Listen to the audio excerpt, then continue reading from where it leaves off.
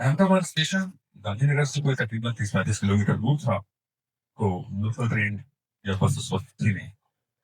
वक्त बर्बाद ना करने के इरादे से मैंने बाहर निकलते ही जेब से मोबाइल फोन निकाला और शहरी टैक्सी सर्विस वाली ऐप को डालने लगा।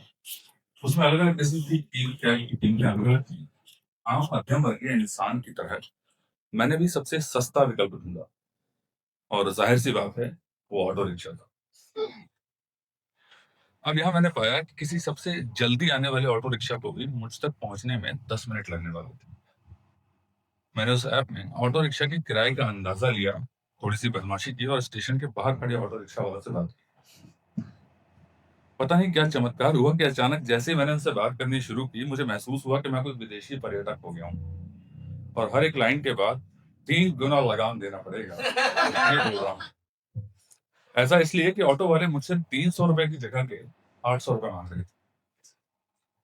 तभी अचानक मैं इस सपने जैसे सदमे से एक झटके से बाहर निकला, जब किसी फरिश्ते जैसे ऑटो मालिक ने मुझे 400 रुपए की आवाज दी।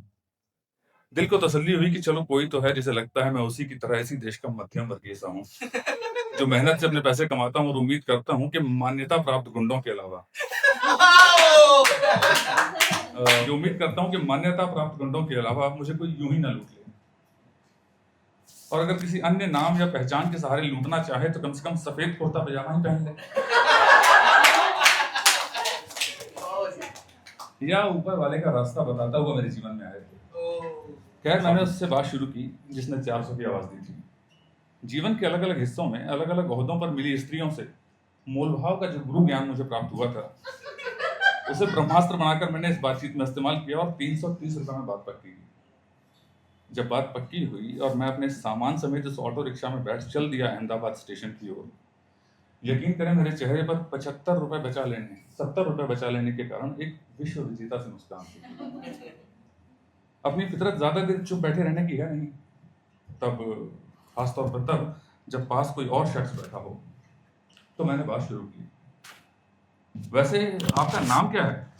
माफ कीजिएगा, बस इसलिए पूछ रहा हूँ कि घर वालों ने बड़े प्यार से आपका कोई नाम तो रखा होगा, और मैं 30 किलोमीटर तक आपको बस भैया कहता रहूं, बड़ी नाइंसाफी होगी। जी, सलमान। माफ करें, सुन नहीं पाया मैं। सर, सलमान। ओह, नाम तो बड़ा शानदार सा है, पर एक बात बताएंगे? पूछिए ना। आपको जानवर, खासकर हिरन पसंद है?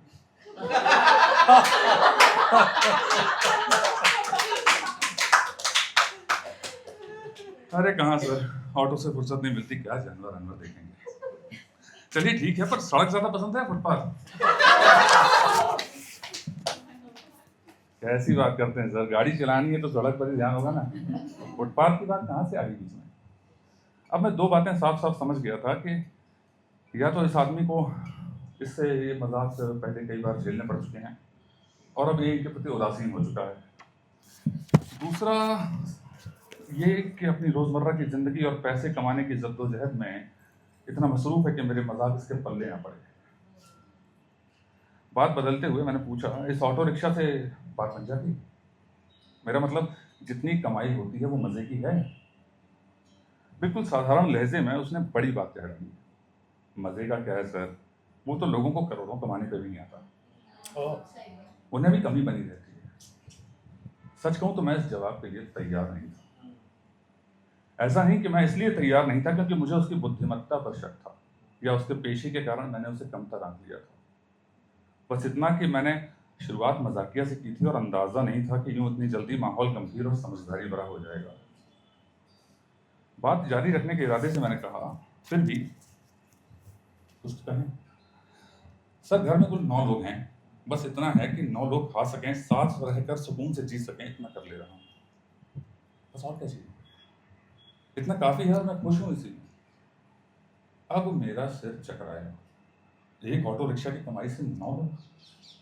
क्या इसकी सवारियां ऐसे पुराने जमाने की स्वर्ण मुद्राएं देती हैं या नए जमाने के दिनारे? मैंने जिज्ञासा बस पूछा, 9 लोग? हाँ सर, दादा दादी हैं, अम्मी अब्बा हैं, बीवी है, एक बच्चा है और 2 भाई हैं। और कमाने वाले आप अकेले? हाँ सर, मैं अकेला। दादा तो बुजुर्ग है ना, और अब्बा की भी अब आराम की उम्र है, अब उनकी तरफ क्या देखूं कमाने के लिए? अरे तो 2 भाई तो हैं, उन्हें तो पढ़ा रहा हूँ ना सर, वो तो पढ़ रहे हैं। मैं ऑटो रिक्शा चला लूँ चलेगा, मैं नहीं पढ़ पाया कोई बात नहीं, वो तो कुछ पढ़ लेंगे। जितनी मेहनत आप कर रहे हैं उनके लिए, वो भी मेहनत से फर्ज पूरा कर रहे हैं अपना। मेहनत तो कर रहे हैं सर, झूठ क्यों कहूँ, दिखता है। बाकी मैं अपना फर्ज अदा कर रहा हूँ, वो अपना, आगे किस्मत देखेंगी सर। आदमी अपना फर्ज अपनी ईमानदारी से अदा कर दे और क्या चाहिए सर, जिंदगी तो अपने हिसाब से चलेगी। मैं उसकी बुद्धिमत्ता और सयानेपन से कुछ प्रभावित सा होकर उसकी बातों में हाँ मिलाकर चुप सा बैठ गया। पर शायद अब उसे मुझसे बातें करके अच्छा लगने लगा था। इस बार चुप्पी को उसने तोड़ा, चेहरे पर एक मुस्कान से लिए सहज सा होकर अचानक बोला, पर एक बात है सर। वो क्या? टीवी मुझे बहुत अच्छी मिली है, बड़ा साथ देती है। ये तो बड़ी अच्छी बात है। कभी कोई चीज नहीं मांगती सर, उल्टे उसी के कहने पर दादा दादी साथ में कहती है, साथ में रहना है, भले कम खा लेंगे चलेगा। ऑटो रिक्शा के रियर व्यू मिरर में मैंने देखा, ऐसा कहते हुए उसके चेहरे पर एक सुकून भरी मुस्कान थी। वैसे तो मेरे एक चाचा भी हैं सर, तो दादा दादी कभी उनके पास भी जाते होंगे ना?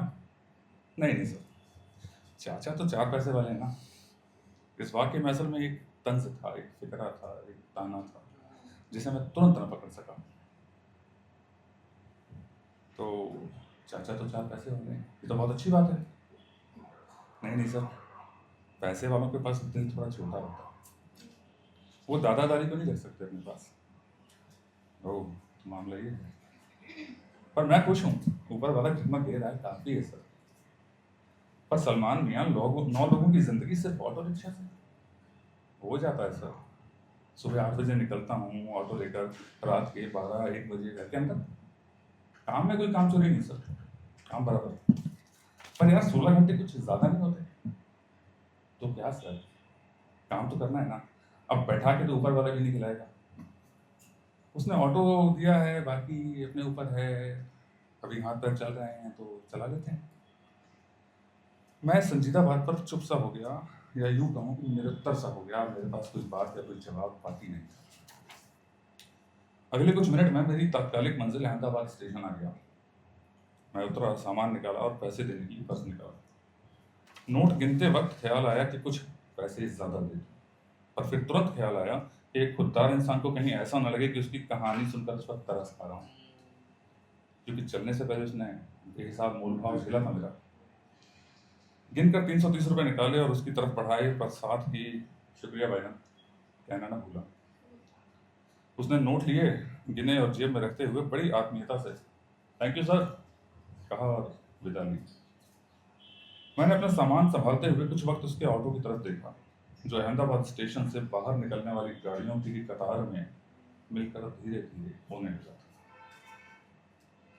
सामान सहित प्लेटफॉर्म की एक बेंच पर बैठा अगली ट्रेन का इंतजार करता मैं सलमान के बारे में सोचता रहा।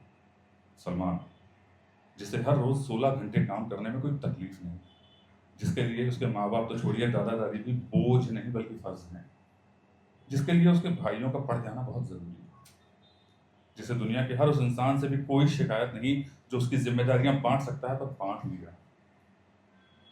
मुझे हमेशा याद रहेगा, सलमान गुमनाम से जिंदगी जीता एक असली हीरो।